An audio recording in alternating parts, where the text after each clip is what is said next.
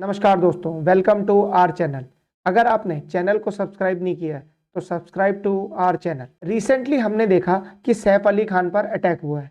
कई दिनों से मेन स्ट्रीम मीडिया इस न्यूज़ को फॉलो कर रही है। इनिशियली ये न्यूज़ आई कि अटैकर मुंबई का कोई लोकल आदमी है, पर जब संडे को मुंबई पुलिस ने इस पर प्रेस कॉन्फ्रेंस करी तो उन्होंने बताया कि संडे मॉर्निंग की सुबह 3 बजे उन्होंने अटैकर को गिरफ्तार कर लिया। मुंबई पुलिस ने इस टास्क को पूरा करने के लिए 20 टीमें बनाई।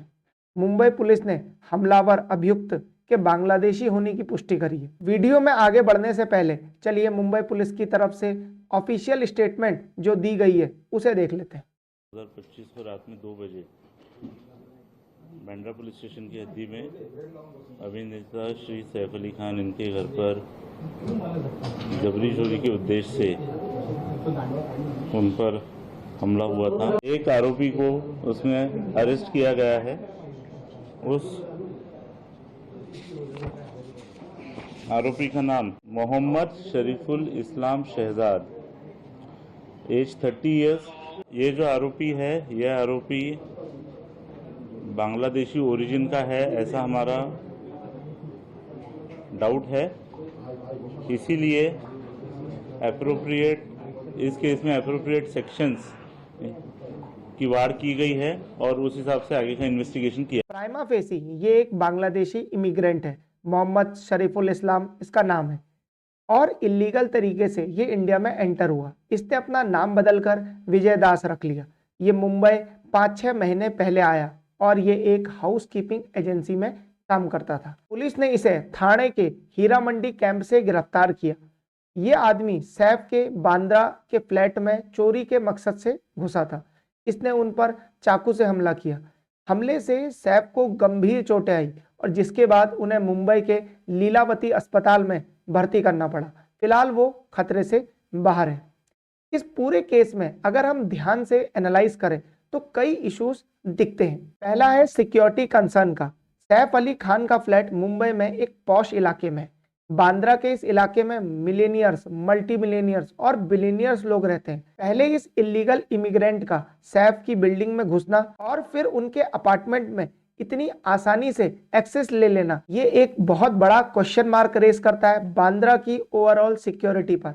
वहां इतना बड़ा सिक्योरिटी लैप्स होना एक एरर नहीं बल्कि ब्लंडर है। इस पूरी न्यूज से सोशल मीडिया में डिस्कशन हो रहे हैं। लोग ट्विटर में डिस्कस कर रहे हैं कि जब सैफ अली खान जैसे इतने बड़े व्यक्ति पर अटैक हो सकता है तो बाकियों पर भी हो सकता है। तो जो लोग इंडिया से शिफ्ट करके लंदन और दुबई जा रहे हैं तो वो क्या गलत कर रहे हैं। दूसरा इशू है हमारे देश में इलीगल इमिग्रेंट्स की संख्या।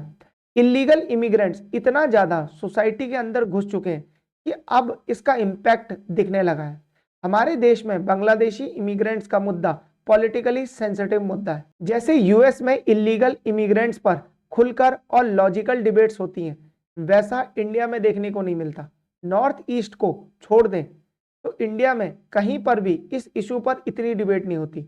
नॉर्थ ईस्ट में इस इशू पर काफी डिबेट होती है। वहां इस पर प्रोटेस्ट भी हुए और वहां ये एक पॉलिटिकल मुद्दा है, पर रेस्ट ऑफ इंडिया में ये कोई पॉलिटिकल मुद्दा नहीं है। यूएसए के प्रेसिडेंट डोनाल्ड ट्रंप के पुराने टेनियर में इलीगल इमिग्रेंट्स को यूएसए से ह्यूज नंबर में डिपोर्ट किया गया। अभी डोनाल्ड ट्रंप फिर से आ गए सत्ता में, तो अभी ये एक्सपेक्टेड है कि वो इलीगल इमिग्रेंट्स पर रेड करेंगे और उन्हें यूएसए से डिपोर्ट कर देंगे। ट्रंप ने अपने भाषणों में कई बार कहा है अगर किसी देश की बॉर्डर सिक्योर नहीं है तो वो देश प्रॉपरली फंक्शन नहीं कर सकता।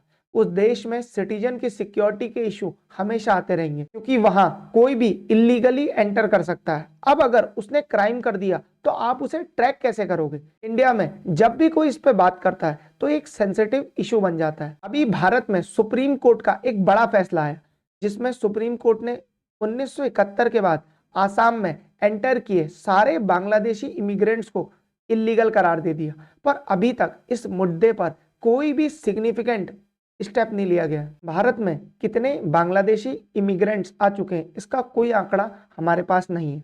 कई स्टेट्स में ये एक पर्टिकुलर पार्टी के वोट बैंक बन चुके हैं जिसकी वजह से इन पर कोई कार्रवाई नहीं होती। इनके फर्जी आधार कार्ड और वोटर आईडी कार्ड बन चुके हैं। दिल्ली पुलिस जो सेंट्रल गवर्नमेंट के अंडर आती है, उन्होंने कई लोगों की स्क्रीनिंग करी है और कई बांग्लादेशी लोगों को डिपोर्ट किया गया है। बट जिस स्केल में इंडिया में इलीगल इमिग्रेशन हो रही है उसे टैकल कर पाना संभव नहीं। जब तक स्टेट और सेंटर मिलकर काम नहीं करते तब तक ये इशू रिजॉल्व होना मुश्किल ही है और जैसे जैसे टाइम बीतता जाएगा वैसे वैसे प्रॉब्लम और बड़ी होती जाएगी। इस इंसिडेंट के बाद और ज्यादा अमीर लोग भारत से माइग्रेट करेंगे। अब ये सिनारियो कितना खराब है कि देश में इलीगल इमिग्रेंट्स की पॉपुलेशन बढ़ती जा रही है जो रिसोर्स को एडवर्सली इफेक्ट करेंगे और जिन लोगों के पास रिसोर्स है और जो स्किलफुल है वो भारत छोड़कर दुबई, लंदन जैसे शहरों में माइग्रेट करेंगे। इस इशू को सॉल्व करने के लिए सबको मिलकर काम करना पड़ेगा क्योंकि अगर हमने इस इशू को टाइम रहते सॉल्व नहीं करा तो ये प्रॉब्लम बहुत ही बड़ी हो सकती है।